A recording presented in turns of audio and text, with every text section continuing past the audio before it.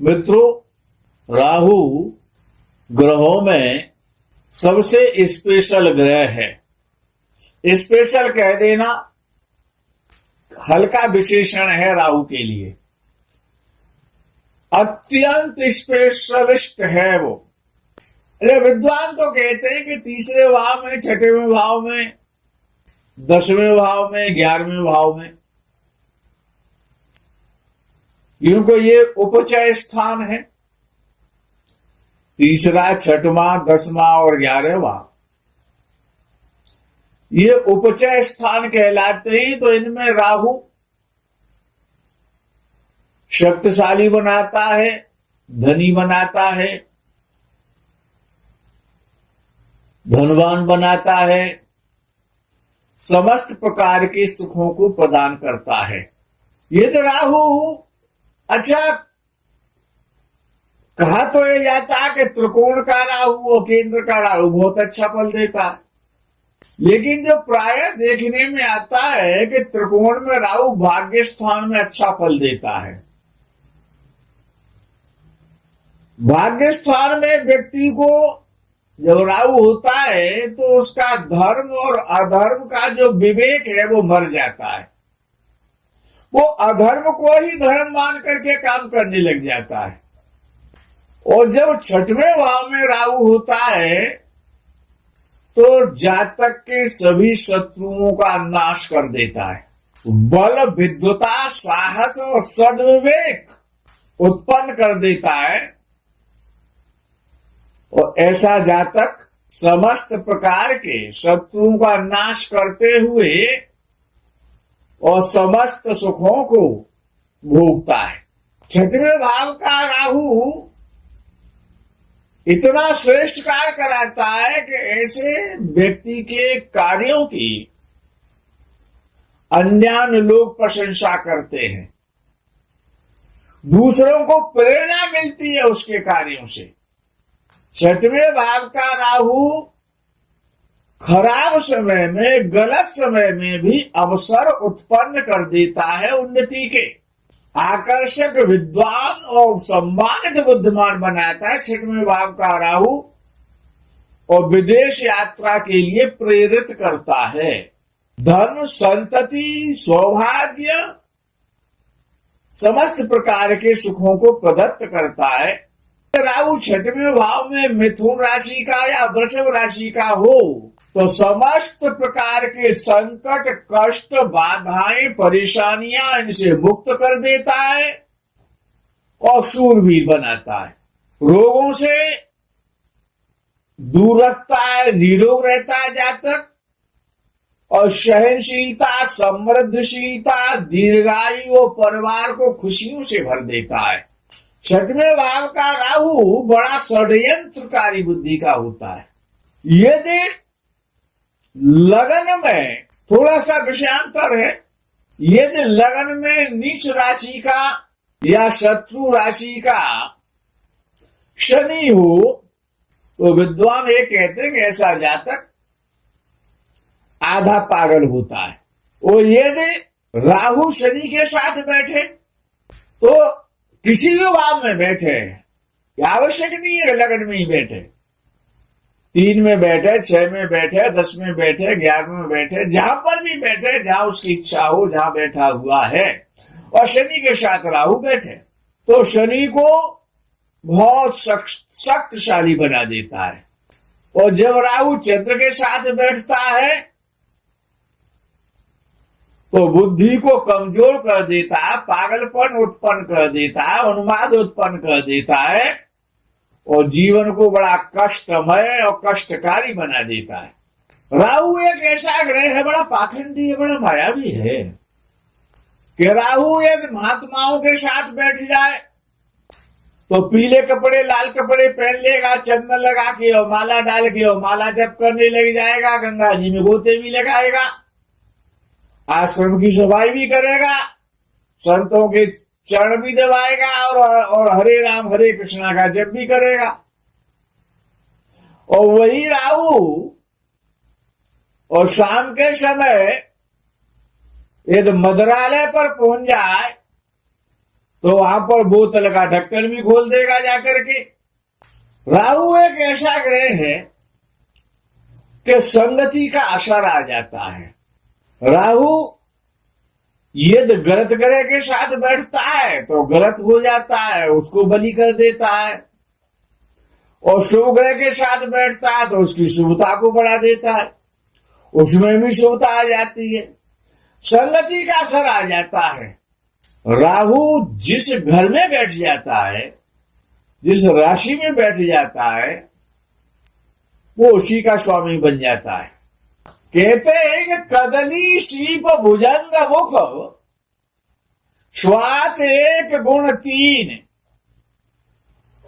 और जैसी संगत बैठिए वैसो ही गुण दीन। स्वाति नक्षत्र में जब वर्षा होती है तो स्वाति नक्षत्र की बूंद, जल की बूंद कदली शीप भुजंग मुख, केले में पड़ती है तो कपूर बनती है, और शीप के मुख में पड़ जाती है तो मोती बन जाती है, और सर्प के मुख में यदि वो पड़ जाती है तो जहर बन जाती है। कदली शीप भुजंग मुख स्वात एक गुण तीन, ऐसे ही राहु है, स्वाति नक्षत्र की बूंद के समान है राहु।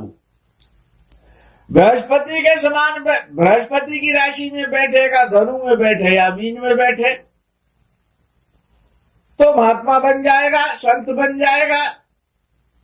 मन में राम बगल में ईटे, और मिल जाए राम तो खूब ही पीटे, यानी पाखंडी हो जाएगा। बृहस्पति के साथ बैठ जाएगा, इसलिए तो कहते हैं पाखंड योग बन गया।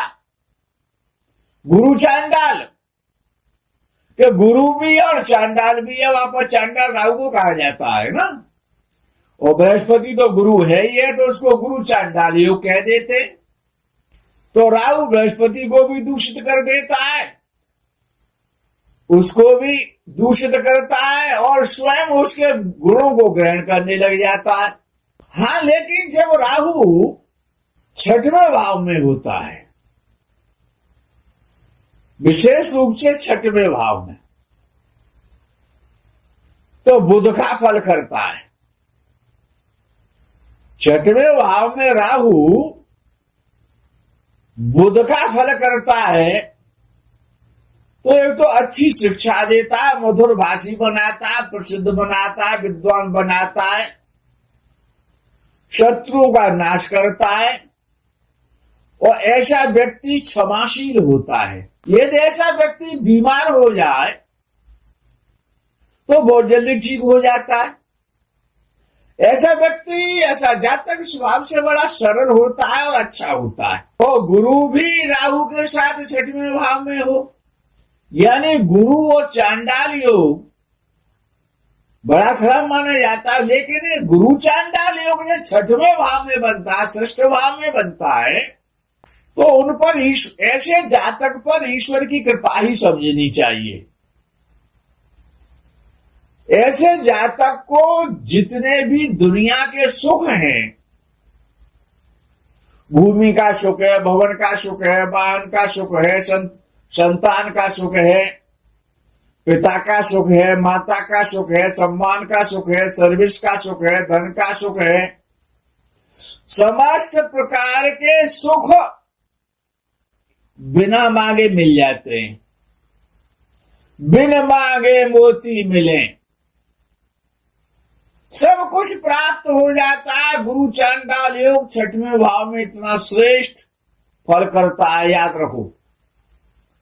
छठवें भाव में यदि किसी का गुरु चांडाल योग बना हुआ है तो पिछले जन्म का बड़ा पुण्यशाली है वो, और इस जीवन में समस्त प्रकार के सुखों को भोगेगा और धनी बन जाएगा, बड़ा आदमी बन जाएगा।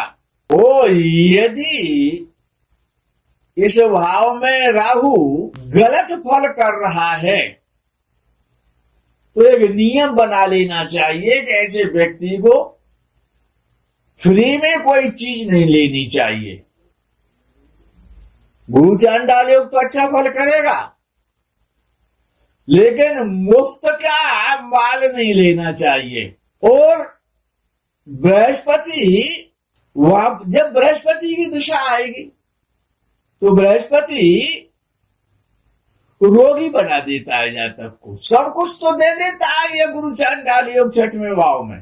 तो ऐसा व्यक्ति प्राय शुगर का पेशेंट बन जाता है, मधुमेह का रोगी बन जाता है। और मामा पक्ष के लिए 6वें भाव का राहु मामा के लिए, मां के भाई के लिए खराब फल ही देता है। मेष या कर्क राशि में 6वें भाव में केवल राहु हो तो ऐसे जातक को पैतृक जो संपत्ति होती है उसके मिलने में बड़ी कठिनता आती है। वो यदि जातक सर्विस क्षेत्र में सर्विस कर रहा है, सरकारी क्षेत्र में कर रहा है या प्राइवेट क्षेत्र में कर रहा है, तो वहां पर भी काफी कष्ट और संकट और बाधाएं उत्पन्न होती हैं। 6वें भाव का राहु कितना ही बड़ा कोई गलत कार्य हो जाए, लेकिन ऐसा जो 6वें में जिनका भी राहु होता है, बली होता है, वो विशेष रूप से मिथुन या वृषभ राशि का राहु 6वें भाव में यदि है तो एक चीज निश्चित हो जाती है कि ऐसे व्यक्ति हर प्रकार की समस्याओं का समाधान कर लेते हैं, कोर्ट नहीं जाना पड़ता है उनको। समझौते की ओर प्रवृत्त करता है, संधि करा देता है राहु। 6वें भाव का राहु पुरुष राशि में हो तो धन का अपव्यय कराता है, सट्टेबाजी भी करा देता है और चरित्र को संदिग्ध कर देता है। 6वें भाव का राहु 12वें भाव को जब देखता है 6वें भाव में बैठ करके 7वीं दृष्टि से, तो ऐसा जातक विदेश में जाकर के बहुत बड़ा धनी बन सकता है। विदेशी व्यापार से, विदेशियों से, यूरोपियन कंट्रियों से और अरब देशों से ऐसे जातक प्रायः धनवान देखे जाते हैं। मित्रों, आज के प्रकरण में यही विराम करेंगे, आगे के प्रकरण का आप इंतजार करें। तब तक के लिए हर हर महादेव, बम बम भोले, नमः शिवाय। जय गौ माता की।